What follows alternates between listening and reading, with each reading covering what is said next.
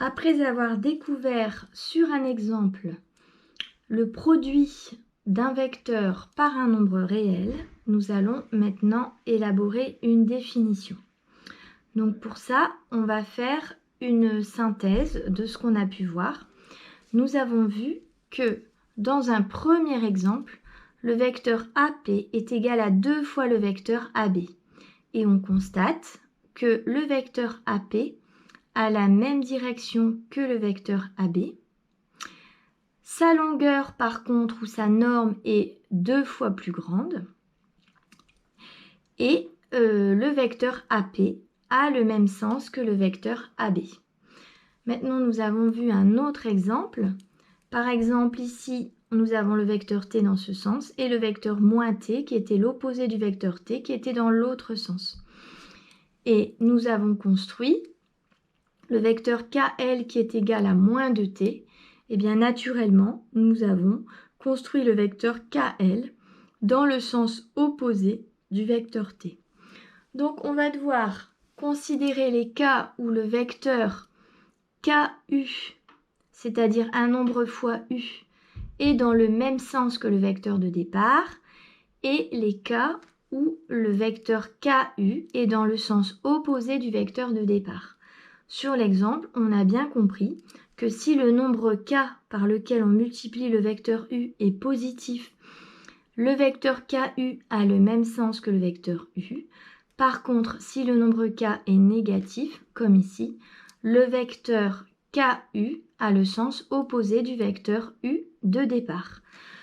Donc, la définition se découpe en deux cas, soit U un vecteur non nul et K un nombre réel non nul. Alors, le vecteur KU est le vecteur qui a. Alors, on va faire deux cas. Un cas où K est positif et un autre cas où K est négatif.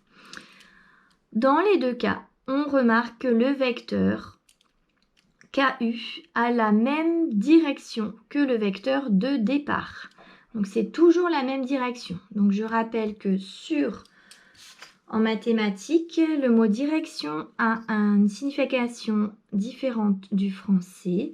Ici, vous avez par exemple la direction horizontale sur laquelle il y a deux sens, vers la droite et vers la gauche. Et ici, la direction verticale sur laquelle il y a deux sens, vers le haut et vers le bas. Dans tous les cas, ici, le vecteur, toutes les flèches sont parallèles au vecteur de départ. Et donc, le vecteur KI a la même direction que U. Donc, dans les deux cas, si K est positif, le vecteur KU a la même direction que U. Et si K est négatif, exactement la même direction que U. Ensuite, on va parler des sens. Donc, si K est positif, on voit que le vecteur KU a le même sens que le vecteur U de départ. Donc, si K est positif, le même sens.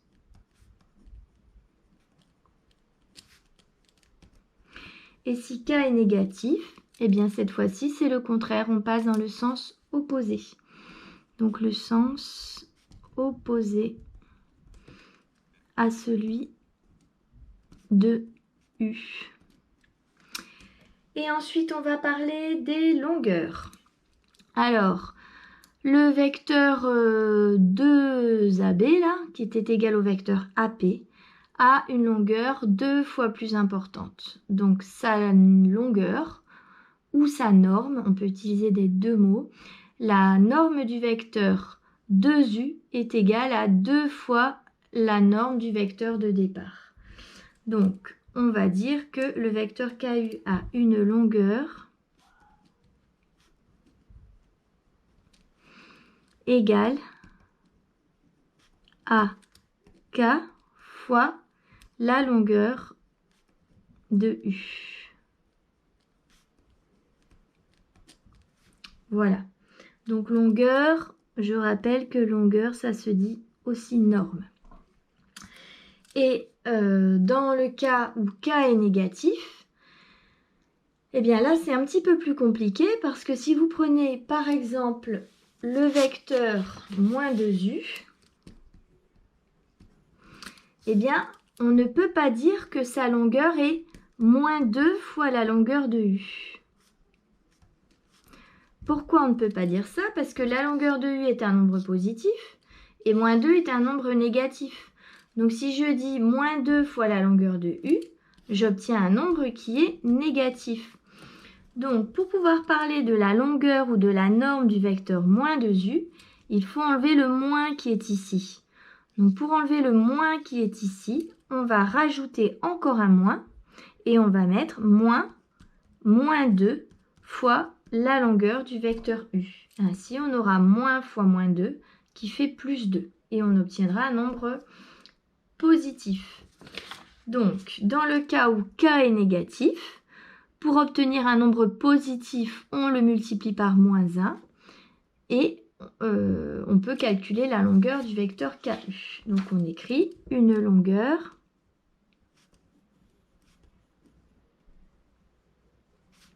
égale à moins k cette fois-ci, moins k, là on avait k parce que k était positif, mais là c'est moins k pour garder un nombre positif pour une longueur, moins k fois la longueur de u.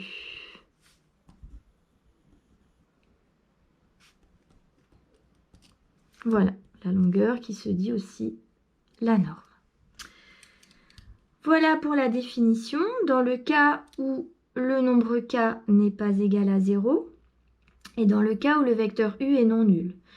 Par convention, nous allons dire que 0 fois le vecteur u, c'est égal au vecteur nul, et que un nombre fois le vecteur nul, vous avez beau prendre le vecteur nul qui est immobile, vous avez beau le multiplier par un nombre, ça fait toujours le vecteur nul. Donc k fois le vecteur nul, ça fait le vecteur nul.